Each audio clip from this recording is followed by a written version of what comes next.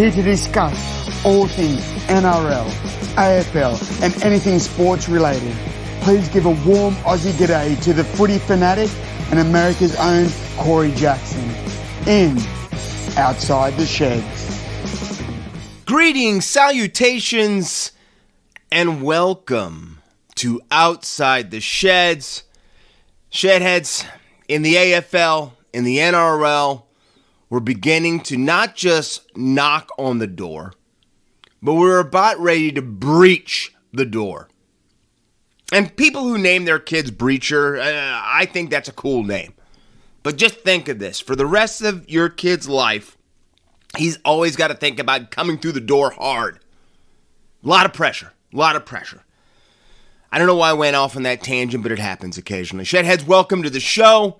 It's so good to have you. I am beyond excited. My shaving isn't excited. The Mrs. Shedadamas isn't excited because this is the time of year when I start losing a lot of sleep. I stopped losing a lot of sleep because my erratic sleep schedule, being on a time frame for a country that is 17 hours flight away from me, it does things to you. Not all bad, especially since I'm going to be back down under here in a matter of weeks again, so I'm prepared. But that doesn't mean that it hasn't been difficult, and it's going to intensify tonight because there's no way I'm not staying up to watch the big start to the week. We've got a huge match tonight. You know, the grand final rematch, South Sydney, Penrith, the Bad Blood, Jairo talking. I'm excited. I'm so excited I broke format and started talking about the future before I delved into the past. But we will do that as we speak. Let's go into the 40-20 strong. Your Shedadamas feeling good about himself. We're gonna bring everyone together right now. AFL, NRL, going. Let's say this together. 16 of 17 in his picks. I think that's perfect going into the finals right now. I think I didn't miss a pick in the AFL, and besides the Warriors waking up and playing football, which we didn't even know they could play anymore, I would have picked every game. So thank you, Warriors, for going back home to Mount Smart and defending your turf. Not helping me at all, but beautiful. Well, let's go into this. Let's start with probably the kickoff to last round that everyone was excited about. Again, the Penny Panthers being front and center, being the team everyone wants to see. The rock stars of the NRL, even though they're missing their lead singer and lead guitarist right now with Cleary and Luai. But there was a lot of talk going in. Could the Storm find their defensive edge, and could they really show that they deserve to be in the top four and are really in the title hunt still, right? And I think with that 16-0 score that the Storm put up, that defensive gem they put up, and Cameron Munster back at fullback is showing that once again Bellyache is getting his boys in fine form and peaking and getting ready going into the finals. Just like a great coach does. Craig Bellamy continues to do it. But that defense for Melbourne looked great again. They defended their line like they haven't done for quite a long time. And it's fascinating. This is the first time in 7 years the Penny Panthers have been held scoreless during a match. So I don't know, I think this has as much to do with Dylan Edwards being out as it does Luai and Cleary being out. The match that Dylan Edwards played 2 rounds ago, because he didn't play, as we know, this last round, was maybe one of the gutsiest performances I've seen on a rugby league field for a very, very long time. I'm saying the guys in the box, I at home, were wincing every time that he took a hit and he fell down. He wanted to play. Ivan Cleary kept him out, but I think you'll see a different Penrith side this week or tonight, whatever you want to say. But the Storm, again, Bellyache doing what he does, having his boys ready and looking good again. Like I said, the match that threw me off from going perfect, Warriors 42, Bulldogs 18. behind Toa Harris, Sean Johnson actually running the ball, which I didn't know what to make of that. I was fascinated. The Warriors took back Mount Smart. They got themselves finally a victory. And who knows? Maybe they finish the rest of the season out strong for Stacey Jones. But the only thing we can talk about is what has happened. And that was a big, big victory for the Warriors. But as we know and what we'll be talking about soon, you can't say that the Bulldogs still aren't celebrating going into this week. Rabbitohs 26, Eels nothing. The hoodoo continues. South Sydney continues their dominance over the Parramatta Eels. Cody Walker looks like he is woken up. Again, these big teams like this, South Sydney, Melbourne, they find a way right around finals time to turn the gear on, to go into fifth gear, and to start powering into the finals. And that to me is what makes some of these sides cream that just rises to the top year after year, and sides that just can't seem to get over the hump. And South Sydney is looking good. Followed by the team and the game right after it. Roosters 32, Cowboys 18. I thought it was going to be the match of the round. I thought that, in light of some events that we're getting ready to talk about the passing of Paul Green, these two squads were, to me, going to put together the fireworks. And it was pretty much a one-sided show. I was blown away by Matt Lodge, Jared Warrior-Hargraves, the destruction they put on a very tough Todd Payton's side. You'd have to say North Queensland is definitely the surprise so far of this year. But they're a defensive side. They're a physical defensive side. And I'll tell you this right now, the Roosters ran right over them. The Roosters ran right all over them, and it wasn't even close. And again, I said it, I picked it to start this season. I thought that the Roosters were going to win the premiership. I don't know. They still have a lot to do, but I'm starting to feel a little bit better about my pick because even though they're probably going to finish outside the top four, I feel strong about this club, and they're playing some great footy. Sharks 36, Tigers 12.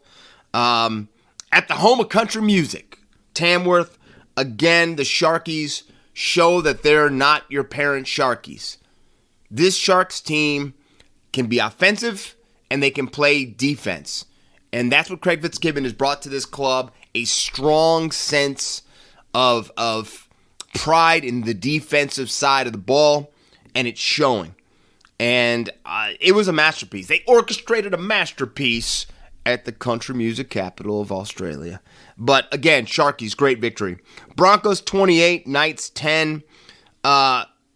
Selwyn Cabo. Again, he must have drank a couple Monster Energy drinks. Nothing wrong with that. I'm going to be on 2 today as well. Getting his treble, getting the Broncos back in the winning side, taking back, I think, something that they had lost. And that was a little bit of fun because it's been a few weeks since we saw some energy out of Brisbane. Brisbane looked like a team that wasn't used to being the place that they were at. They looked like they were getting tired towards the end of the season, kind of like what I just talked about the cream, your Melbournes, your South Sydneys, your Sydney Roosters. These guys know how to pace it. Kevy's still learning to teach these young players how to pace themselves to be ready for the end of the season. That is why the addition of Adam Reynolds is so important and so key for Brisbane if they are going to do something, because he's been there before.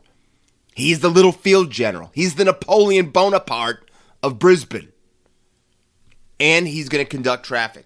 So it was a good, if you're a Broncos fan, you had to feel strong about that performance. I know the Knights are the Knights are the Knights right now. But that was a key victory for Brisbane. And Selwyn Cabo, again, showing that he is the future of the game. Raiders 24, Dragons 22. Without Sticky, the Raiders find a way to eliminate the Dragons from finals competition, to eliminate their season. Big victory. But again, what is with these two teams ending the game in controversial fashion? Again, another bad play of the ball, a holding down situation. Last time it came for the Dragons. It came in their favor. And this time for the Raiders. And I got to tell you something, Shedheads. I am so tired on Monday of seeing Graham Ansley standing up there trying to speak of why something was not a bad call. I'm so tired of it. It is so played out. It's tiring to see. The thing about Graham Ansley, I don't know if that's his real hair on top of his head, but if it is, you might want to find out what is in his genes, because for the defense that this guy has to do week in and week out, I cannot believe the amount of lettuce he has upstairs. And finally, Titans 44, Seagulls 24. One team looked like they were trying to get into the finals. One team looked like they were getting ready to end their season. The fascinating part is it was the Gold Coast Titans that looked like the team that was invigorated, the team that had something to play for. And it was Manly. It was Manly limping home. A team that has not recovered from the shellacking they took in the second half against Penrith. A team that has not recovered from Women of League round being turned into Pride round. It's bad. And we're going to talk about it further here when we go into our deep dive of the 40-20 Shedheads. But wow, I was so fascinated. And they didn't even have their captain, Gold Coast. They didn't even have their captain. And they played some of the most inspirational football they've played all season. So hats off, congratulations, snapping that 10-game losing streak. You're back in the win column, Titans. And I've got you, I'm going to say it, I'm breaking format. I've got you winning 2 in a row and winning this week against the Dragons. Now, I'm happy that I could start the presentation, the show, with the energy that I did. Because it's been a very, very sad week in rugby league. It's been a very, very sad week. Passion. Let's start with that. Passion is something that we all wish we had in our lives, right? Family, job, hobby, passion. It is what makes us, and I would say differentiates us from any other creature on this planet. Passion and heart and soul, right? Paul Green had all of those. He was never the biggest guy. If you watched him play, like if you listen to some of the Canberra Raiders, what am I saying? Yeah, the Canberra Raiders. Sorry about that, Shedheads. If you listen to the Canberra Raiders talk about the first time they took on Greeny when he was playing for the Cronulla Sharks, they looked at this little guy, right? And they weren't expecting what they got. They got a short fuse of dynamite. And he took him to the woodshed. This little young guy took him to the woodshed. And the greatest part about Greeny, the greatest story that I've heard, is after that they interviewed him and he just said, I thought it was going to be a lot tougher playing against these guys. And this is when the Raiders were the big bad bullies on the block and champions, But passion. He always had it, And I think that this loss of Paul Green has hit so hard for me because I was in Australia when North Queensland won their first championship with Paul Green in 2015. To me, still the greatest grand final that I've ever seen. Not that I've been to. I've only been to the 2013 grand final. But watching the joy as he celebrated in the box, the hugs with JT and Matt, this guy was on top of the world. On top of the world, Shedheads. And you cut to 7 years later, after that, when a guy's a legend up in North Queensland for doing that. Because that team that Paul Green led got them their new stadium that they're so proud of and they're playing in today. Got them on the map, even though they had been a club for a while, but made North Queensland a place where players went to, okay? And that stadium is all due to Paul Green and that team. JT even said at that press conference after they were back in North Queensland from the grand final, and he's like, hopefully this is good enough to get us a new stadium. Well, Paul Green and those boys did that. And the passion that the man had for the game, being surrounded by the game, is something we all wish we had in our lives, right? But if you look at Greeny, he was a lot more than just the head coach that a lot of people remember him for. He played 162 NRL games, won the Rothman Medal in 1995 for the best and fairest.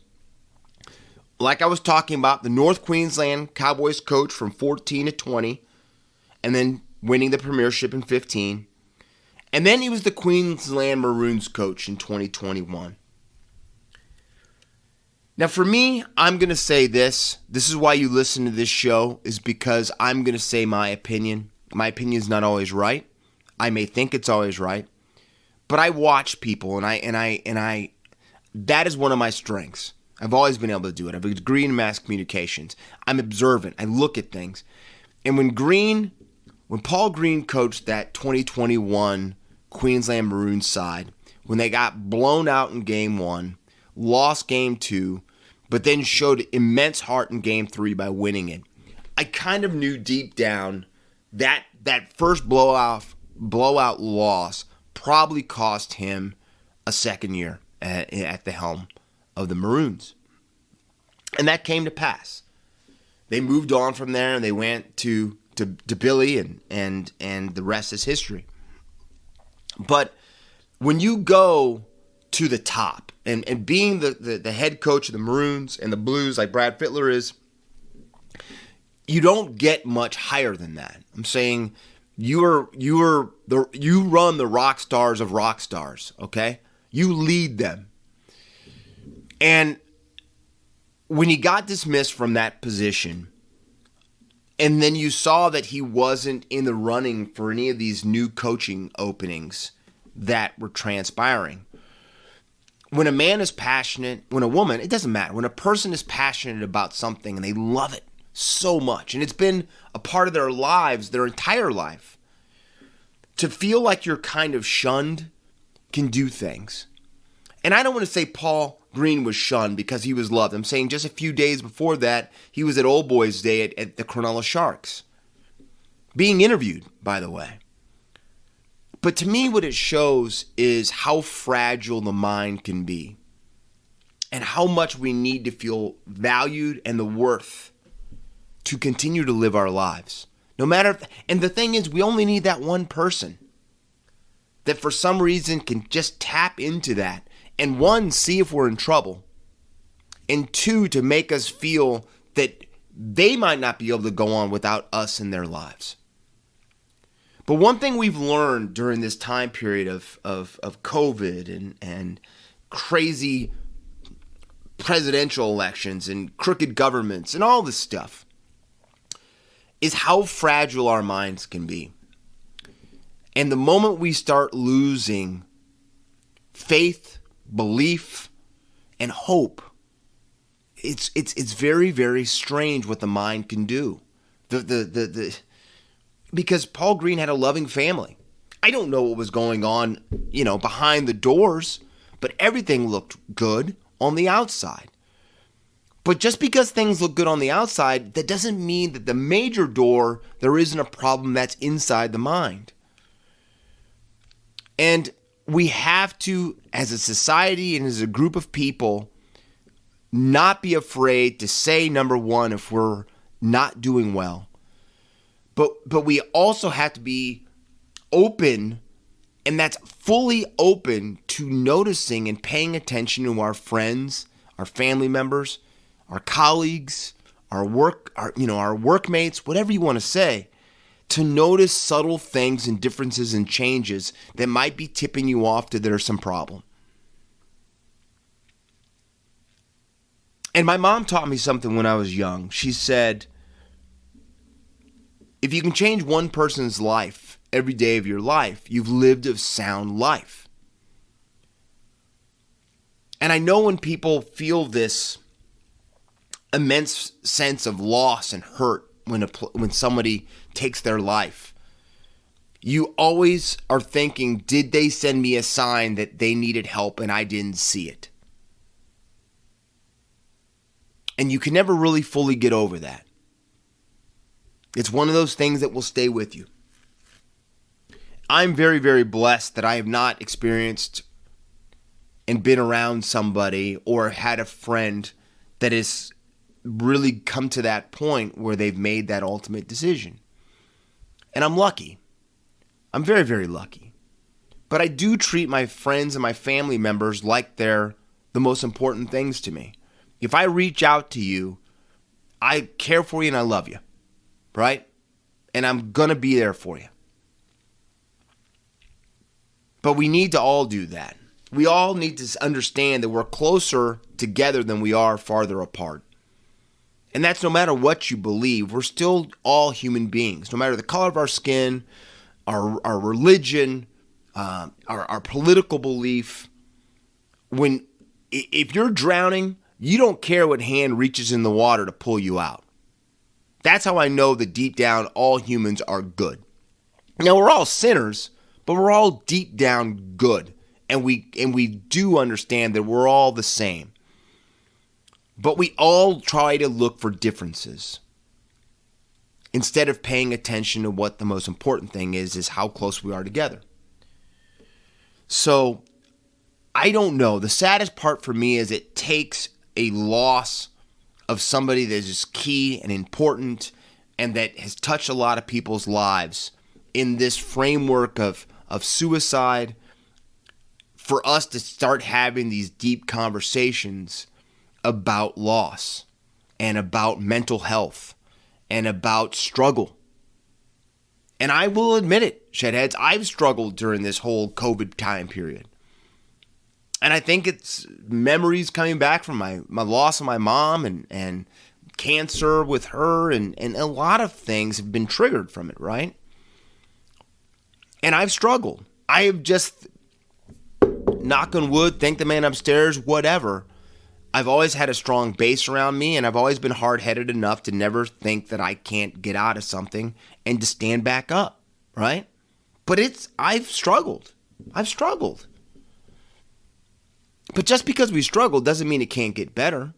Just because it becomes night does not mean that the day will not come. But you have to persevere, but you cannot be afraid to ask for help. Because the people you leave behind will never be the same. So if you don't do it for you, you have to do it for them. But hopefully these conversations and these topics continue to come up, and mental health is not considered that stigma that it once was. But man, what a loss we've done losing Paul Green. And to his family, his friends, his loved ones, condolences from me and our show. And like I said, let's just hope some positive comes from this, that some people will see this and not be afraid to reach out when they're in dire need of help. So we're going to move on because we don't want to make this show too heavy, but it needed to be said. And that's what we do on this show. We're not afraid to tackle the big issue. We're not afraid to talk about it. And we'll talk from our heart and our mind when it needs to be. So let's go on to some other uniqueness in the game right now of rugby league. And let's move on to the Manly Sea Eagles. Now, Gold Coast, I told you earlier, showed us a rejuvenated spirit with their victory and drubbing of Manly this weekend. It brought the end for Manly's finals aspirations, but it opened the door for a lot of questions that are going to be happening at Brookvale right now. And the number one question is Coach Des Hasler. Desi needed to make it to the finals for part of his contract to trigger for him going forward. That's fine and dandy. It happens. I think the powers that be can see that Desi has not had his most key player, the guy that kind of stirs the drink in Turbo, Tom Dragojevic. But a lot of this, problem for Manly started with the women in league round and the pride jersey. Now, no matter what you believe in that situation, I think we keep the two separate. Women in league is women in league, right? If you want to do a pride round, do a pride round. But women of league, we have enough to honor with women that week for the women that we love. I've talked about this, right? But my problem is this. When the Manly power brokers, the bigwigs at the club, sent Desi and DCE out to the microphone and did not take any type of responsibility for the action. We'll send our coach and our captain out there to take the full brunt of the media and the press. That showed me right there a disconnect with Manly, let alone the disconnect that got him in the problem with the whole pride jersey without talking to players and checking it through the right channels. So, there we are. But Desi, being Desi, had no problem to throw people to an extent under the bus that got them in this situation. Desi's a coach. That's what Desi does. He talks about what's happening with his team. He talks about maybe a bad play that's happened. He talks about what they can do going forward as a team, as a club, and what their aspirations should be, what they shouldn't be, and he needs to coach men up, right? That's what a coach does. Their job is not to sit there and talk about who they might have defamed, made feel bad about themselves. He's not there to talk about what color combinations we should be putting on our jersey. That's the least thing that he needs to be worrying about. But Desi let them know that. Desi let them know that's not what I should be doing. These are other people that have got us in this situation, and I have no problem telling that was them. And that has caused a little bit of rift with the club. Because if you've ever noticed, some of these people that make these decisions, for example, the president was not even in Australia of the club. He was in New York City when all this went down. But he didn't get on the Skype call, which we talked about a few weeks ago. He, again, let Desi take the brunt of this. So, you've got that situation, the future of Des. And I don't think any of us really know. I know he's contracted for next year. But does the organization see Desi being the man to lead him forward? I think for sure it is. I think Desi's proven that him and Bob Fulton are the only two coaches that have really done anything. You know, Jeff Tuvey had a good run there for Manly. I'm still a big Tuves guy. But again, those two guys, Fulton and Desi, are the two guys that have brought the prominence of Manly to the team.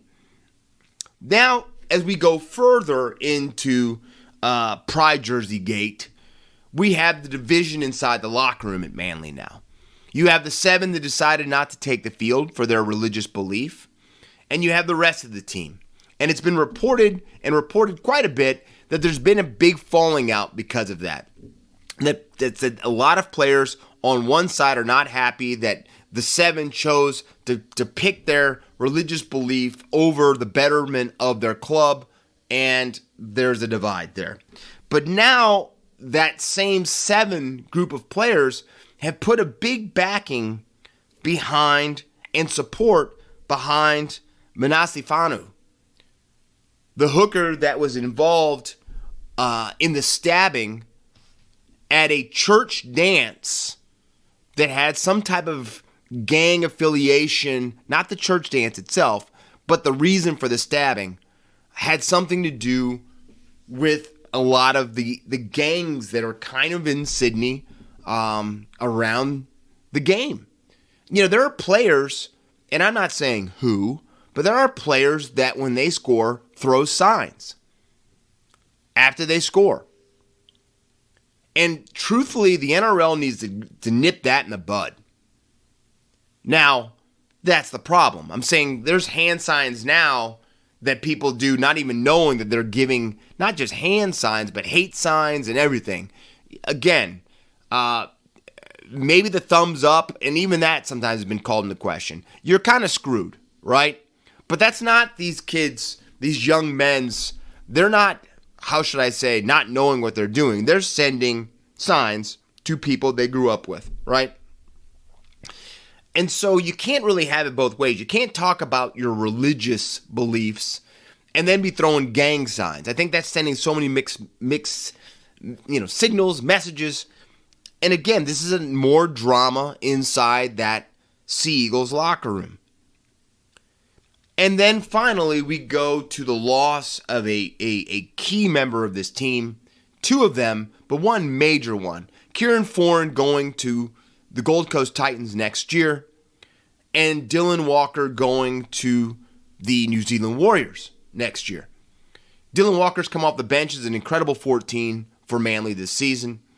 And Kieran Foran is, 2-3 games away from completing a season? Something I think a lot of people would have lost a lot of money if they gambled if you said Kieran Foran would play a complete season. But he is. And it's some of the best Kieran Foran has looked for quite a while. Gold Coast got themselves a heck of a bye. Even though it's been some rumbling that Kieran has looked about backflipping, and boy, that would go over well if another Manly player backflipped on the Gold Coast Titans. But the heir apparent for Kieran's position is Josh Schuster. But if you look at Schuster right now, he does not look like any 5'8" I've ever seen before. He is a big, big dude. And if he's going to play that position, he's going to have to lean out a heck of a lot, and he's going to have to get his cardio in a lot better state than it is right now. Now, he's shown that he's willing to do this because he has actually turned down his representative offer to play for Samoa to stay and to train this offseason to make sure that he's putting in the hard time to get in the shape he needs to be to put that 6 jersey on. So he's shown that. He's made that sacrifice to make sure and to show Manly that he's ready to go forward to show the player that he can be. But that still doesn't take away the fact that they're losing Kieran Foran. And that, to me, could have a lasting effect because you never know what chemistry is going to be like between halves. You know, and they've looked like they're going to be okay, DCE and Schuster in the games that Schuster's been in. But I still think that there is a huge chance that loss of Kieran Foran next year could be really problematic for the club. But one thing I know for sure, Shedheads, I didn't answer any of these questions, but I'll tell you this right now. Tommy Turbo walking in the door next season isn't going to solve all these problems. With upper management, with the Desi situation, with the loss of Kieran, he's not going to solve all those things. So Manly is really at a crossroads for a club that was really going pretty well during certain parts of this season. So it's going to be interesting to see how the Sea Eagles navigate these troubled waters right now that they're in. Well, Shedheads, it's official. There's a new boss at Belmore. The Dogs have their new head dog of war. Gus Gould gets his man. Cameron Ciraldo has inked a 5-year deal to be the coach going forward in 2023 for the Canterbury Bulldogs. Now, I will say that is great for Bulldogs fans. I'm guessing. They're excited. But to me, it really, I'm kind of up in the air with it. And the reason I'm up in the air with it is you've got some great coaches out there right now that are proven. Shane Flanagan's out there. Paul Green was out there. There was some good, Jeff Tuvey is still out there. There's a lot of coaches that have proven that they can win in the NRL that are now not hip. You have to be a young prodigy. You got to look like you got perfect hair like Trent Barrett or always look like you're brooding like Cameron Ciraldo. But the fanfare to get these young coaches now without experience and to sign a 5-year deal without anything in your resume beside in head coaching experience. I'm not saying Cameron Ciraldo hasn't been in the game, Shedheads. I'm just saying that he is not a proven commodity. Now, can he turn into a great coach? Is everybody, I trust Gus Gould. Gus Gould is brilliant. Even if he rubs you wrong, the man is a savant. He knows the game. But that doesn't change the fact that he's still banking on a coach that's got no coaching experience. Now, we are talking about Gus Gould because there's a lot of reports out there that Gus has got things penned into this contract that gives him some out clauses if this really goes to garbage, plain and simple. But still, that still doesn't take away the fact that Cameron Ciraldo has found a way to get one of the biggest minds in the game to believe that he's willing and worth $5 million, a 5-year deal to lead them forward. Now, the one thing that you can say for this guy is he's got some real guns coming in for next season. He's got Reed Monty coming in from the Parramatta Eels, and he's got Big Billy Kickow coming in from the Panthers. And also the question is he going to lead another mass exodus from the Penny Panthers? And you got to feel for Penrith. They've taken 2 coaches now. The Bulldogs have taken 2 coaches from him now. Back-to-back coaches have been poached from the foot of the Blue Mountains. Big call. Huge call by Gus. But if you're a Canterbury fan, I guess you're feeling good about yourself because they did a heck of a job getting the man they wanted to. No matter if Gus was a tad shady at times or not, he got their man. Now, the story that I'm about ready to report is definitely adult material. One of my major contributors and correspondents, BC, we won't say his full name. He likes to stay a little bit underneath the radar. He tipped me on this about Corey Norman. And I've got some history with Corey Norman. I met Corey Norman at the Auckland Nines one year. He seemed like he was a little bit of a loose cannon. But I think that kind of showed its way on the field because Corey Norman can do some brilliant things on a rugby league field. But he can do some utterly idiotic things off of it and sometimes on the field, right? Well, it looks like he went back to the idiotic part because Corey Norman has been slapped hard. Can I say that again? Slapped hard for a grade F foul or charge, no matter how you want to say it. The highest in the Super League game. And that comes with an 8-game ban and a 500-pound fine. But here's what it is. It wasn't for a high tackle. It wasn't for a fight. No, Corey Norman intentionally put his hands between the buttocks of Oliver Holmes in a tackle. Yeah, you heard me right, and I'm not saying it again. I don't understand why anybody would want to have their hands between somebody else's buttocks in a tackle. Personally, I don't even want to put my hand, unless it's that time, between my buttocks, if you know what I mean. Again, and the crazy thing is, when Corey Norman did it, he got up laughing, like he knew the guy, but he doesn't even know the guy that he did it to. Very, very strange moment. BC, I thank you for bringing this to my attention. It may have taken at least 6 months off my life reporting it, but this could bring an end to Corey Norman's career because the 8-game ban rules him out for the rest of the season. The 8-game ban also possibly means that he's never going to play rugby league again. And what a way to go out. What a way to go out. Butter and bread. Horrible. Horrible. But, well, I would say to turn away from the screen if people say that that's on. That's all I'm going to say. We'll leave it at that. All right, let's go into the picks. Shedheads, you know, like I said, I only missed one pick this week for my NRL picks. But we start off again tonight, Thursday night, round 23, Panthers versus the Rabbitohs. I am taking the Bunnies all day on this one. I think that loss in the halves is still going to be key for Penrith, and I think the Bunnies win and go away winning in this match. Friday, Warriors at the Cowboys.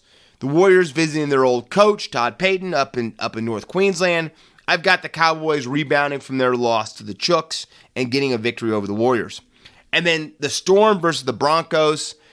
I was really pulled in a couple different directions with this pick, but I did pick the Storm. I think that they're going to be ready for this, so I got Melbourne over the Broncos. Saturday, Bulldogs versus the Eels. Mitchell Moses is coming back early. I don't think this is a smart decision by the Eels. I think it shows panic by the Eels. I'm taking the Bulldogs, even with Mitchell Moses back, to get the upset victory this week over the Eels. Sharks versus the Sea Eagles. The Sea Eagles have nothing to play for. They showed last week already that they are already saying 1, 2, 3 Cancun. I've got the Sharks over the Sea Eagles. Tigers versus the Chooks, the Roosters. I think, again, that anybody that's laying in front of the Roosters right now is roadkill, because I think they're going to roll right over the top of them. And unfortunately this week, it's kitty cat, and the Tigers are in trouble. I've got the Roosters. Sunday, Titans versus the Dragons. I tipped that earlier when I talked about the rejuvenated Gold Coast team. I've got the Titans beating up on a downtrodden St. George club. Titans, I think, win big in this one. Raiders versus the Knights. We didn't even go into detail about the new story coming out of Newcastle. That's 2 out of 3 weeks, big stories out of Newcastle. Clemmer, and now, the Ferrari coming out. Kalen Ponga going into the stall with a fellow teammate, coming out. The crazy stories that are coming, that he bought a home, upset stomach. But the big thing is, why are you not at home when you can't play? Just a bunch of garbage coming out of out of Newcastle. And I don't see Newcastle getting out of their own way. They just can't get out of their own way. And for that reason, I've got the Raiders and Ricky steamrolling Newcastle this weekend. So as we go on the mark, we are a week away, or this weekend, the final weekend of the season. And we had some fireworks for this weekend. We talked about it. Some teams that had destiny in their own hands, controlling it, and got to play it out on the field. We started the round off, Lions 81, Saints 66, Rayner kicking 4, and leading the Lions to kicking the Saints out of finals aspiration. Bulldogs 62, Giants 57. The Dogs holding off a pesky GWS club. I'm telling you, GWS has played some inspirational football. They maybe haven't got the results they wanted, but they've actually shown some life these last few weeks. But the Dogs get the victory and keep their faint finals hopes alive. Crows 103, Roos 74. Roos put up a heck of a fight for their fairy tale player, Cunnington coming back, but the Crows were just too much in the end. Cats 119, Suns 59. The Cats blackened the Suns. They beat them up, and they claim and capture a minor premiership. So they got the number 1 seed now, Geelong. And you have to say right now they're the team to beat, the way they're playing. But again, they've got a week to finish out the round to go into finals without any type of injury if they can help it. Demons 79, Blues 74. D's kick a late goal, ripping the Blues' hearts out and putting the Blues probably in a must-win situation this weekend to make it to the finals and break their hoodoo. Dockers 71, Eagles 47. Freo winning the Western Derby, which I don't think any of us thought was going to go any other way. And just continuing the Eagles' misery. Tigers 128, Hawks 67. Tom Lynch kicking 8 goals says enough. But you got to think right now, Richmond might be the most dangerous team that the top 4 might have to worry about. So, Tigers looking strong again. Swans 77, Pies 50. Huge weekend, which we're going to go into a deeper dive here when we go deep on the mark. But the Swannies snapping the 11-game win streak for the Pies and keeping their win streak at 6 up and running, going strong into the finals. And finally, the Power 146, Bombers 62. Port dismantling the Bombers by 84 points, and it probably wasn't even that close. You have to look, Essendon, their 5th straight loss, just looking like a beaten club that wants to do the Cancun trip sooner rather than later. A lot of problems with Essendon right now, wanting to know, if they're in the running for the super coach himself. If they can't get him, if they can't get Clarko, they've already burned enough bridges, and the backfighting inside the club on the team, it's a mess in Essendon. Bombers fans, you guys have to be some of the strongest people I know to put up with a lot of the stuff that you've put up with there. All right, let's talk about history, let's talk about pride, and let's talk about representation. Because it, for me, is hard to believe that it's 40 years that the Swans have been in Sydney, and since they've left South Melbourne. Now, I wasn't even into the game. I guess I was, because I knew about Fitzroy, and I used to watch AFL on PBS. But 40 years. 40 years. And the Swans, the Bloods, have made Sydney proud since they've been up there. It's still a very, it's still a touchy subject in South Melbourne, but the Swans have really soared since they've gone up to Sydney. And I've got to tell you, this weekend they gave their fans a real reason to celebrate. That occasion at the SEG this weekend was rock star-ish. I'm talking, I have not seen an SCG crowd that fired up. I would probably say since they tried to kill Buddy when they tried to run him over when he broke his record this year. But I'm saying there was a buzz inside of the SCG. A buzz. And it's because, the Sydney Swans got to celebrate something, but they got to also honor. And that is what's beautiful about this story, is that you got to see Josh Kennedy do his lap of honor after we covered the story last week about him announcing his retirement. You got to see Caleb Haney celebrate his 150th game with the club, and I cannot believe the Golden Boy has been there for 150 games. When I saw that and I heard that and I read that, I had to double take it, because it just does not seem that the kid he's not a kid anymore. The young man has been with the Swans long enough to register 150 games, but he did. All of that was beautiful, and that was just awesome to see. But it probably, and I can say this maybe hesitantly a little bit, was totally overshadowed by the play of the Swans against the Pies and snapping their streak of 11 games. This victory was huge too, because it moved the Sydney Swans into second place and let them control their own destiny.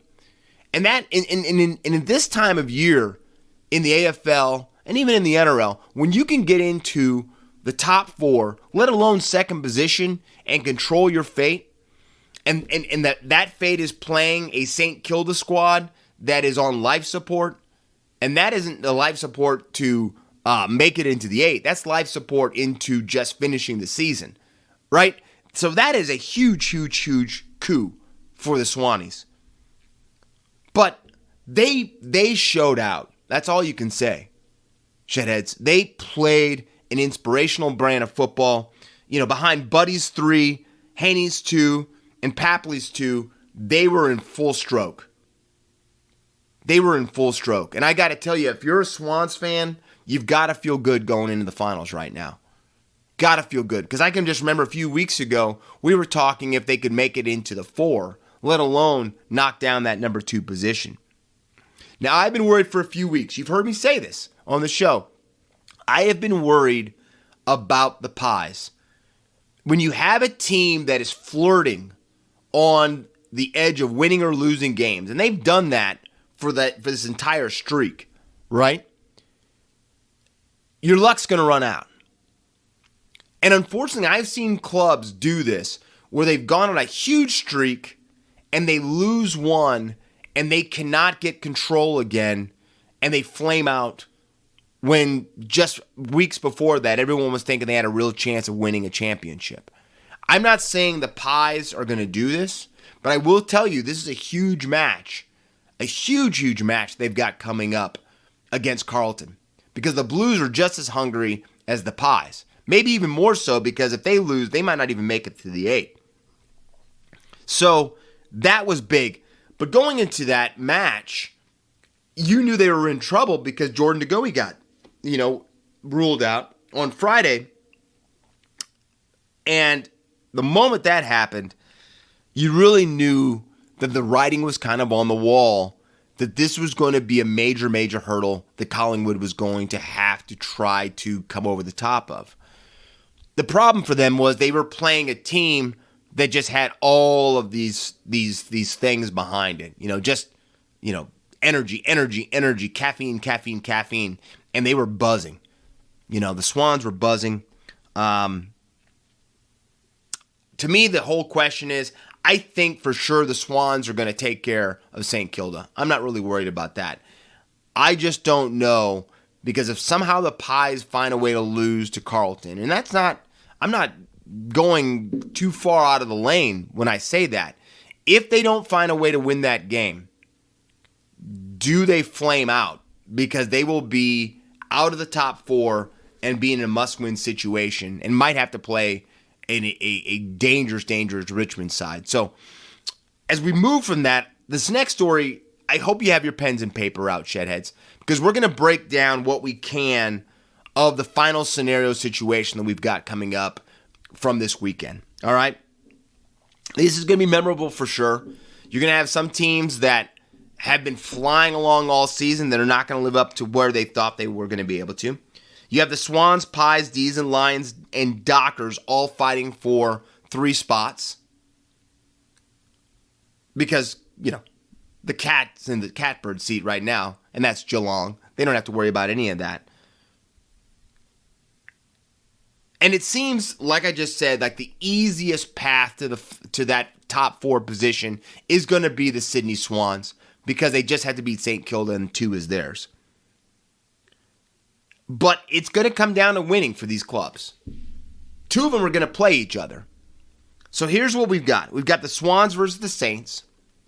The D's versus the Lions. Like I said, 2 of these teams playing each other. The Pies versus Carlton. And the Dockers versus GWS. All right?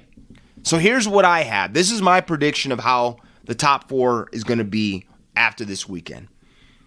I've got Geelong at 1. I've got the Swannies at 2. I've got the D's at 3. And I've got the Lions at 4.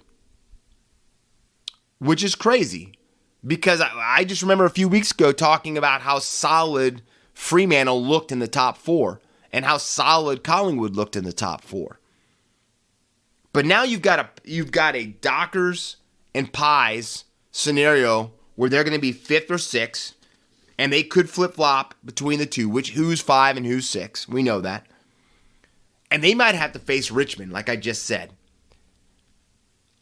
That's going to be crazy. Because those 2 teams, to me, this is me, are going to be demoralized not making in the top 4. And they are going to be perfect prey for Richmond. And I think whoever plays Richmond gets bounced week 1. That is my prediction going into the finals. Now, the Tigers, to wrap up 7th, have to beat Essendon. So you would have to say that they would be the favorite to get that 7th position. To me, the only other question is Carlton. Can the Blues break the hoodoo, get into the top 8, solidify a spot, and finally play finals footy? You know who they have to play. They have to play that Pies team that wants to stay in the top 4. It's not going to be easy. They're lucky to have Cribbs back. Lucky. I don't think the guy should be playing. That's me. They've got to get this. But if they lose, the team knocking on the door, the fairy tale story is still the Western Bulldogs.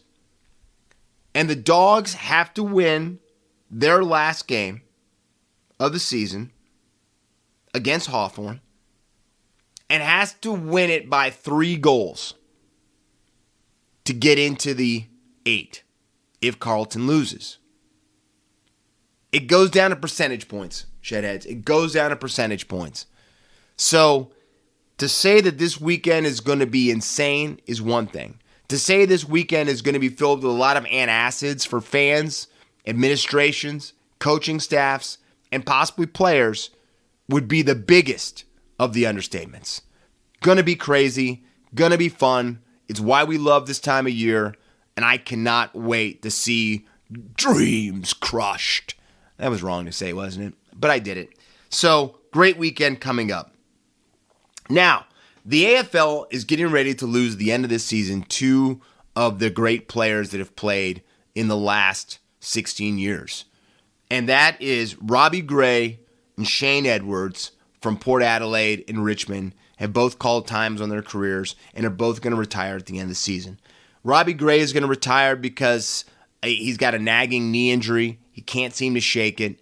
He seems beyond fine with the decision to step away.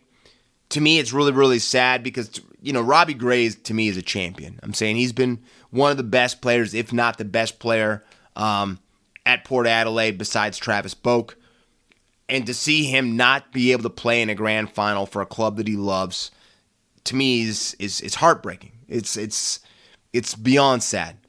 I think the only bad thing Robbie Gray probably has, he's a Philadelphia Eagles fan. I don't understand that, but he is. But Robbie Gray, 271 games after this weekend showdown, which is going to be incredible to see that he gets to finish his career playing the Adelaide Crows. 365 goals for the club.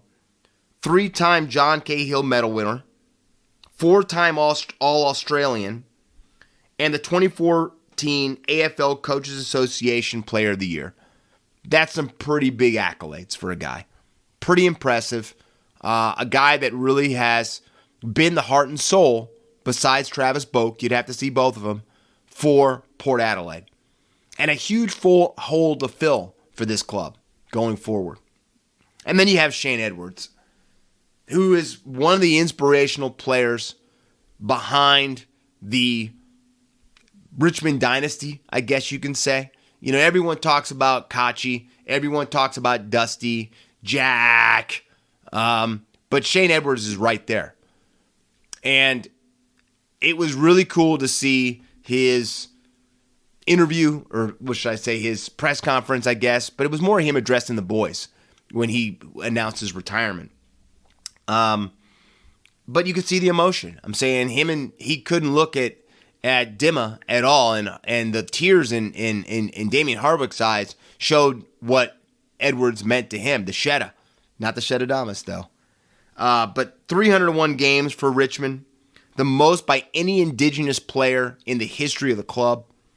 3 premierships, 17, 19, and 20. It's a huge hole to fill for that Richmond Football Club. But at least he's going out on his own. And to me, that's saying everything.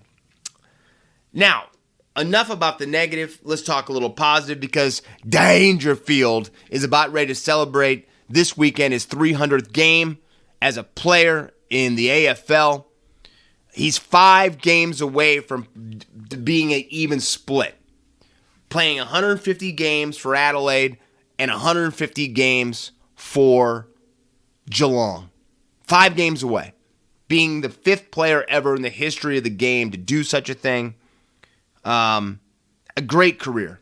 I'm saying when Dangerfield is on fire, he can't be stopped. That 2016 Brownlow medal season, he was magic. Plain and simple. He was straight magic. And I think the only thing that could top this season for this 300 or put a cap on it is for him to finally lead Geelong, the Hoops, to a flag. And right now he's setting them up with that possibility because they're playing some incredible footy. So congratulations to Dangerfield on 300 this weekend. Hopefully he gets through the game. He looked rejuvenated last week, but he gets through it with barely any nicks or cuts of the blade. I'm sorry, nicks or bruising. And then finally, back to Richmond. Huge signing. Daniel Rioli, the electric defender for the club, signed a 5-year extension with Richmond. that's probably going to see him, since he's 25, probably going to see him be a lifetime Richmond Tiger. And his words were, I can't think of a better scenario or a better place that I'd want to be. Meaning that he's very, very happy to be a one-club player. I think most people dream about being a one-club player. But I think he's got a lot of footy left in front of him. And I think he's going to be key if Richmond is going to go on that finals march I think they possibly could do this year. So congratulations for such a great career so far, and I can't wait to see what these 5 years have in store for Daniel Rioli. So now, I kind of told you what I thought the layout was going to be going into finishing off with this top 8. But let's go over some picks. You saw your Shedadamas was perfect with his AFL picks, 9 for 9. Let me say that again, 9 for 9. But we start off round 23 with the showdown at the GABA. The D's versus the Lions. I'm going with the D's. To be the man, you got to beat the man, like the Nature Boy would say. I think the D's find a way to get a victory over the Lions and knock down that number 3 position. Dockers versus the Giants. I got the Dockers, even though the GWS Giants have played some really good football lately. And finally, Sunday, Suns versus the Roos to close it out. I've got the Suns. There's no way and no reason for me to think the Roos are going to come out of that. Saturday, we've got the Eagles versus the Cats. I'm taking the Hoops. It's Danger's 300th. There's no way that the Eagles are going to beat the Cats. Tigers versus the Bombers. I've got the Tigers. They're playing. They're flying right now. Just to me, the question is, do we see Dustin Martin in this game? Crows versus the Power. There's no way that Robbie Gray is going to finish his career losing to the Crows. I've got the Power playing an inspired brand of footy, getting the victory over Adelaide this weekend. And then closing out Saturday, Bulldogs versus the Hawks. I do think the Dogs win that game and get into the 8th position because I've got the Pies beating the Blues. I've got the Pies coming over the top, still not finishing in the top 4, but coming over the top and beating the Blues. And I've got the Swans beating the Giants. So, that's where we stand in the AFL. It is going to be a Tums weekend for the Australian Football League. So let's go to the Guns. Listen, I could give you guys 15 guesses, but you better hit it on number 1. My number 1 gun for the week, Mr. 8 goals himself, Tom Lynch. 8 goals, 18 disposals, 14 kicks, 4 handballs, 12 marks, 1 tackle, 393 meters gained. You got to say for Richmond, what better time for Tom Lynch to start playing like the player they were hoping he was going to be when they got him from the Suns. He's starting to look like he's ready to be that guy. And he's going to have to be that guy if they're going to get another flag. But right now, the Tigers and Lynch look really, really good. Number 2, Selwyn Cabo, the treble. 3 tries, 196 running meters, 3 line breaks, 10 tackle breaks, 3 tackles made, and 16 kicking meters. Selwyn Cabo showing again why he is maybe the future of Brisbane. He could play about 2 to 3 different positions. The man is a freak. And then finally, I'm going to give some love to Surf City, Australia. I was going to say Surf City, USA. But the Gold Coast is not in the divided states. I've got to keep you guys on track. AJ Brimson, the majestic one.